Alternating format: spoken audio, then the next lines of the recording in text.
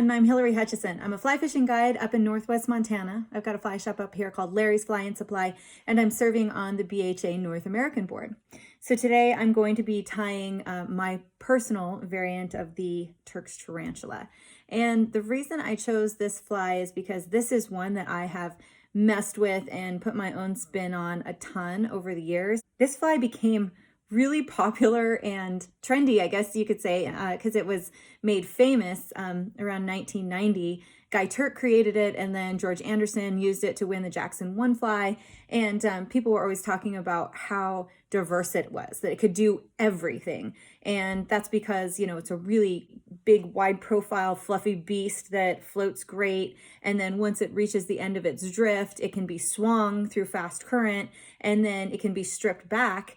And kind of has a nice muddler minnow looking thing, and fish will chase it, especially cutthroat up here in Northwest Montana. I found when I first started guiding, it was just right away like, yeah, this one is, if people aren't great at getting a drag-free drift, if they want to twitch the fly, if they want to kind of skitter it around. So it, as a guide, made me feel really confident because this was kind of the right thing for everybody. So it's best in big water, high water, fast water, rapids. That's kind of what I use it for mostly.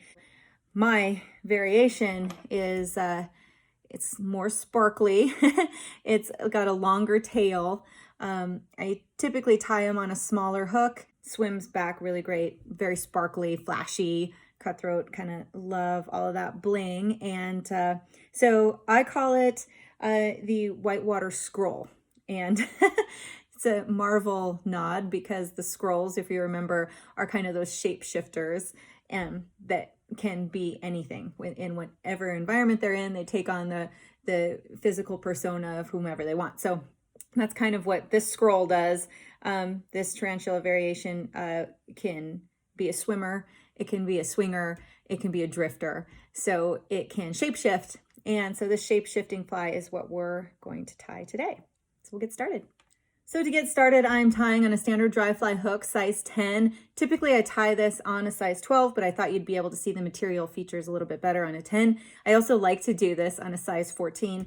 There are a lot of materials in this fly, so I want to be warning you that you don't want to rush the head and kind of overuse materials on this. So getting started with it's a little bit easier to manage that with a size 10.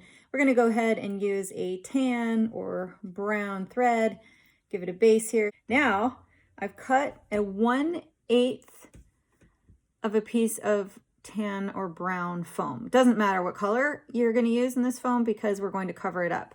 Just sliced off from a sheet here, or any strips you might have, a 1/8 thick, 2 millimeter thick, and I guess 1/8 wide. And then the length is just shy of the hook length. I'm gonna just spiral it down the body. Now we're down at the bottom, and once we get to the back of this, just give it some nice tight turns, keep it in place. And now we're going to put on a tail. So you can get a few natural fibbits. I just have some pheasant tippets here, and then I don't care, I don't want to stack them, I don't want to make them too even. I'm going to let them be pretty raw, and then this tail is going to be maybe uncomfortably long. So I'll go about the entire length of the hook, maybe plus 1/8 of an inch. So nice long tail. And I'm just doing a couple wraps there because I'm going to add a fair amount of flash. So this is just crystal flash that I'm going to use for the tail, doubling it up several times. Nice, sexy pinch of flash. And I'm going to even that out with my tippets or fibbits. Go ahead and wrap that in. Kind of splay the flash a little bit so that it's not just on the top of the rest of the tail. And I had a couple wild ones there. Remember, you don't want to trim the natural fibers, but you can trim that flash. Go ahead and even that out. Tie it in. Looks good. Okay, sexy tail. You know, if you kind of want to let that tail pop, you can lash it in a couple turns behind the back of the tail just to pop it up a little bit. Now I'm going to tie in my ribbing. I'm just going to use a little bit of French tinsel in gold, and you can use a light copper wire, gold wire. It's funny because we can just be so bossy with these flies and say, I want you to float when you're supposed to float, and I want you to sink and swim when I want you to sink and swim. It's like a perfect insulated coffee mug. Does exactly what you want it to do. Keep it cold and keep it hot. For the body, I'm using ultra fine dubbing. A lot of times I'll use hair's mask, but I really like it in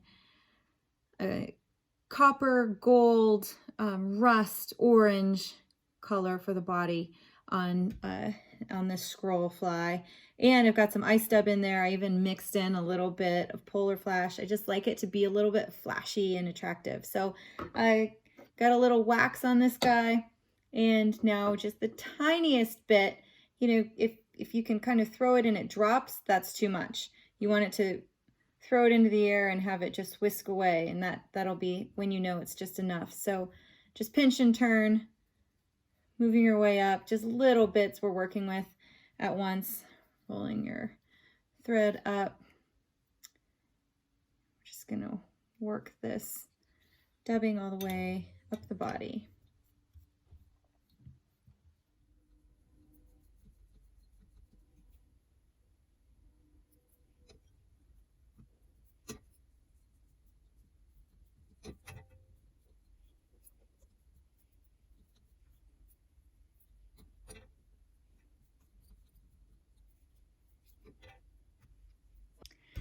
I've dubbed my body and I gave it a kind of center taper here. There are going to be a lot of materials up toward the head. Now I've stopped about a 1/4 inch behind the eye. Remember, make sure you leave tons of room there. And we'll just go ahead and spiral our ribbing forward.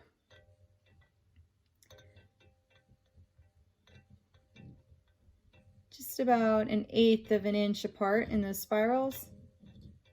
And once you get to your thread, you'll just lash that in, a couple in the front, a couple behind your wire or your tinsel, nice and secure, and clip that off.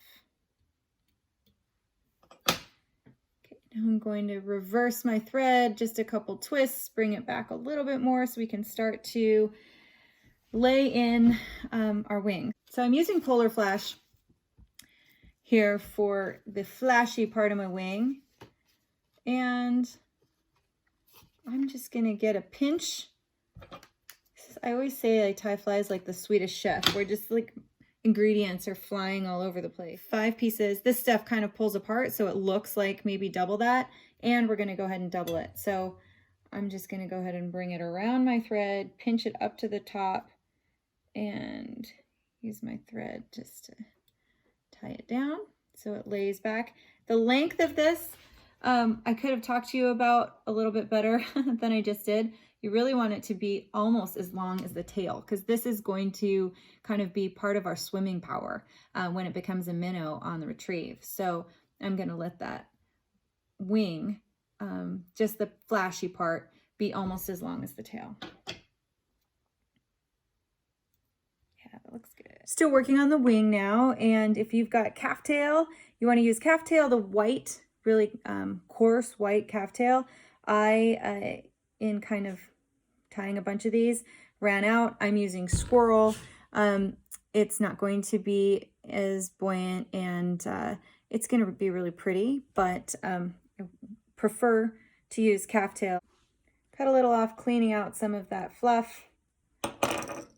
Okay, and for this one, I used, again, a pinch, probably a 1/4 of an eraser or pencil pinch, and I'm just going to go ahead and make it so that the white tips are to the bend of the hook, and tie it right on top of where I put the flashy part of the wing. Nice and tight. Ooh, that looks pretty. Okay. Great. Bring it down toward the eye a little bit, just to make sure it's nice and secure. Don't want that twisting around on you.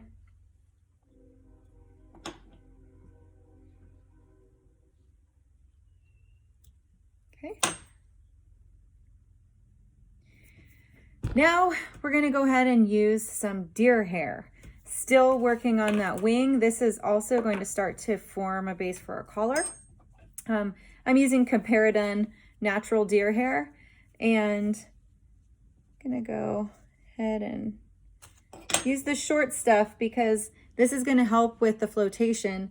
Kind of at the base of the deer hair is where it's hollow and will float better. So you don't want to use the super long stuff because in order for it to work, you'll have to cut it really high and you're going to miss that opportunity for that hollow piece of flotation.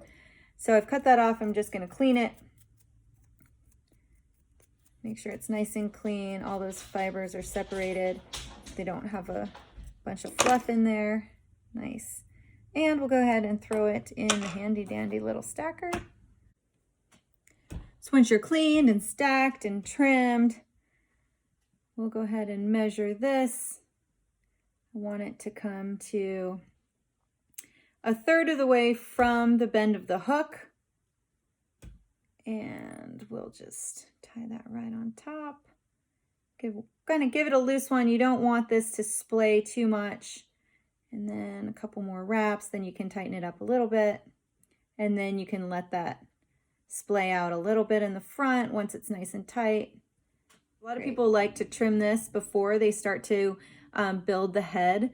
And I'm just going to go ahead and leave it. We'll be pushing it back. It will separate naturally. It'll always just kind of spring back to wanting to point this direction. But we're going to start to build the head around it and it'll push back and we'll be able to use that a little bit. So looks great. Let's go ahead and give it a little bit of a strike indicator. Sometimes I make this just kind of a poppy little stub and other times I make it a little bit longer depending on how I feel. But I'm just going to grab a little pinch. When you get these big pieces that come out of the package, they kind of separate on their own, and I like the size that separates. It's like, again, maybe 1/4 of a pencil width. And I'll just pinch it around my thread, pull it up to the top, tie that in. And I do a couple wraps on top of itself so that it'll push back nice and flat. Okay, legs. I'm just going to be using some MFC legs here. These are just rubber legs. These are Sexy Floss, and barred Sexy Floss is what I like to use. I just grabbed one piece. I'm doubling it over on itself and cutting that. So now I'm going to take one of them, wrap it back behind my thread, wrap my thread over the top so my leg is now secure on one side, and now I'll do that to the other side.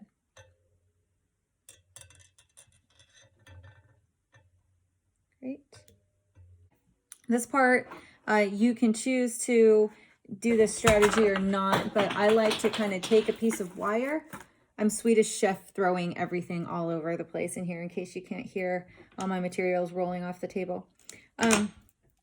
I just like to take a big piece of heavy wire and pull my legs back and the wing back and just get them out of the way. So I just kind of loosely wrap this wire around the whole unit just to keep those legs out of my way as I'm messing with deer hair, because getting stuff mixed in with your deer hair is not fun. So I'm back to my Comparadun natural deer hair here. I'm going to take a pencil-sized pinch, cut it at the base. Okay, I'm going to keep pinching that piece that I just cut off, pinching it at the tips, and cleaning any of that super fine fuzz out of there. And I'm just going to cut the tips off. Mine's 1/2 inch so I can work with it. I'm going to pull back as much as I can of what was left of the deer hair that I already added. And I'm going to match up my new pinch of deer hair to that piece that I pulled back, and making sure that the butts that used to be tips or vice versa. We've got two sides of butts now, double butts. This is the double butt part. One side of the double butt isn't going over top of the eye.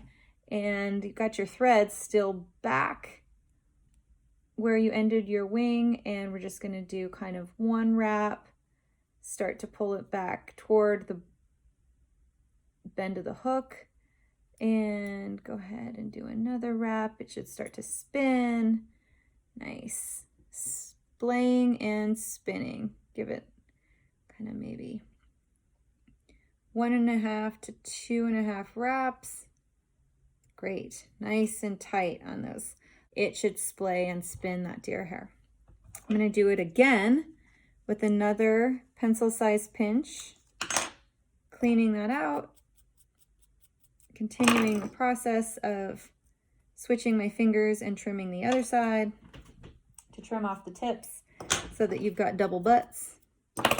Cleaning that.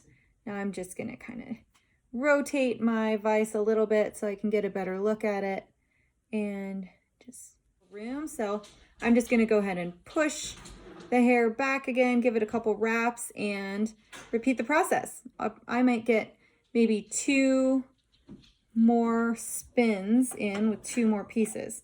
So again, nice healthy amount of that deer hair, cleaning it, getting all the fuzz out of there, cutting off the tips. Now I've pushed that deer hair back, and now I'm closer to the eye, but not all the way over the eye. So now I've got a double-edged razor, and I like to do this really manually. I mean, this is a little bit like being a snowflake maker. I guess that would be nature or God, I don't know. The point is that every one of these is different. So I'm just going to start with one cut from the eye straight back, and then I'm just going to start my carving. It's going to be sculpting it back nice and close at the eye, tapering it back. Now once that head is all trimmed up how you like it, it's looking divey, mousy. Oh, it looks good.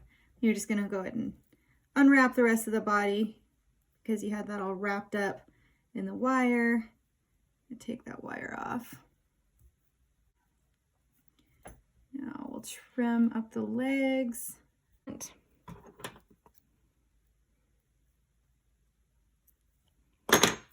And nice and long in the back. Okay. I'm going to go ahead and trim up this indicator. I'm going to make this one a nice little stub. Nice long tail. And then just stick a little bit of glue in there where I have the thread. We are good to go.